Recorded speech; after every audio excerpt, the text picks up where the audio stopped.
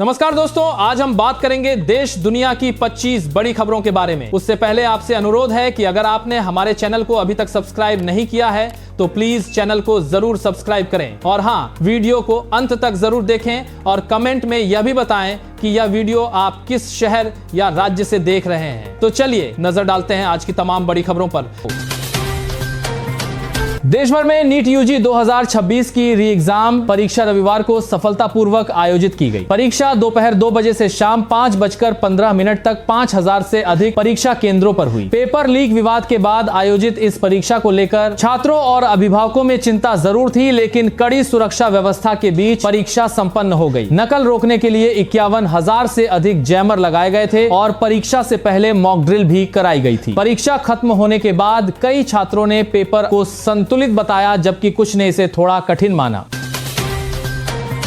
Monsoon को लेकर बड़ी खुशखबरी आई है। देश के कई राज्यों में मानसून ने रफ्तार पकड़ ली है। मौसम विभाग के अनुसार अगले कुछ दिनों में बिहार, पूर्वी उत्तर प्रदेश, उत्तराखंड, हिमाचल प्रदेश और महाराष्ट्र के कई इलाकों में अच्छी बारिश होने की संभावना है। आईएमडी का कहना है कि मानसून तेजी से आगे बढ़ रहा है, जिससे किसानों के साथ साथ भीषण गर्मी से परेशान लोगों को भी राहत मिलेगी। कई राज्यों में बारिश को लेकर अलर्ट जारी किया गया है।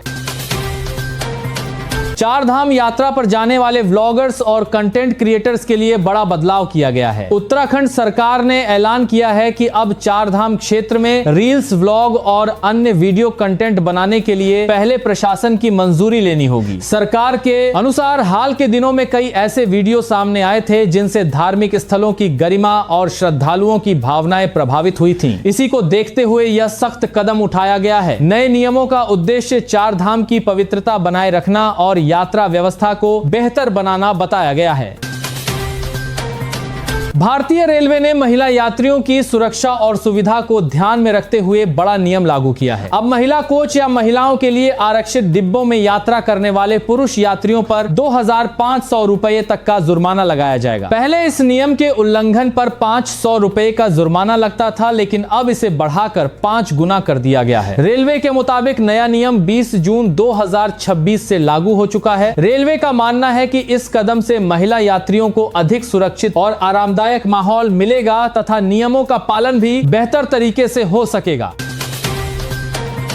भारतीय नौसेना को 3 नए अत्याधुनिक युद्धपोत मिले हैं। प्रधानमंत्री नरेंद्र मोदी ने आईएनएस दुनागिरी, आईएनएस अग्रय और आईएनएस संशोधक को नौसेना को सौंपते हुए कहा कि ये आत्मनिर्भर भारत के बढ़ते रक्षा सामर्थ्य का प्रतीक हैं। इन युद्धपोतों को भारत में ही डिजाइन और विकसित किया गया है। इनमें आधुनिक हथियार प्रणाली, निगरानी उपकरण और समुद्री सुरक्षा से जुड़ी उन्नत तकनीकें मौजूद हैं। विशेषज्ञों का मानना है कि इन जहाजों के शामिल होने से हिंद महासागर में भारत की रणनीतिक और सैन्य स्थिति और मजबूत होगी। देश भर के करोड़ों किसानों के लिए बड़ी खुशखबरी है। प्रधानमंत्री किसान सम्मान निधि योजना की 23वीं किस्त जारी कर दी गई है। प्रधानमंत्री नरेंद्र मोदी ने पश्चिम बंगाल से देश के 9.44 करोड़ से अधिक किसानों के खातों में करीब 18,880 करोड़ रुपए की राशि ट्रांसफर की है। प्रत्येक पात्र किसान को 2,000 रुपए की किस्त सीधे बैंक खाते में भेजी गई है। जिन किसानों के खाते में अभी तक पैसा नहीं पहुंचा है, वे पीएम किसान पोर्टल पर जाकर अपना स्टेटस चेक कर सकते हैं। सरकार ने साफ किया है कि ई-केवाईसी और आधार बैंक लिंकिंग पूरी करने वाले किसानों को ही किस्त का लाभ मिलेगा। भारतीय रेलवे ने बिना टिकट यात्रा करने वालों के खिलाफ सख्ती बढ़ा दी है। रेलवे ने न्यूनतम जुर्माना 250 रुपए से बढ़ाकर 500 रुपए कर दिया है। इसके साथ ही यात्रा की दूरी के अनुसार किराया और अन्य शुल्क भी वसूले जाएंगे। रेलवे का कहना कि इस फैसले का मकसद बिना टिकट यात्रा पर रोक लगाना और यात्रियों में नियमों के प्रति जागरूकता बढ़ाना है। बताया जा रहा है कि करीब 13 साल बाद जुर्माने की राशि में बदलाव किया गया है।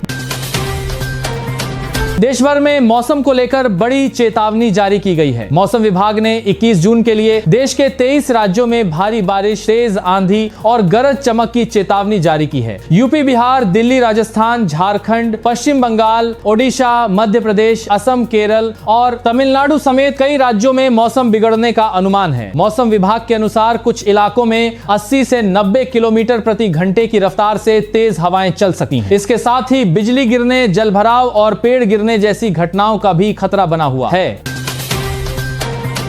खान सर को कोर्ट से बड़ी राहत मिली है। पटना के कोर्ट ने मशहूर शिक्षक खान सर यानी फैसल खान की गिरफ्तारी पर फिलहाल रोक बरकरार रखी है। कोचिंग विवाद और फायरिंग मामले में सुनवाई के दौरान अदालत ने पुलिस को निर्देश दिया कि अगली सुनवाई तक उनके खिलाफ कोई कठोर कार्रवाई न की जाए। खान सर ने अदालत में कहा है कि उनका इस घटना से कोई लेना देना नहीं है और उन्हें गलत तरीके से मामले में फंसाया गया है। वहीं इस मामले में जांच अभी भी जारी है और कोर्ट ने अगली सुनवाई की तारीख भी तय कर दी है।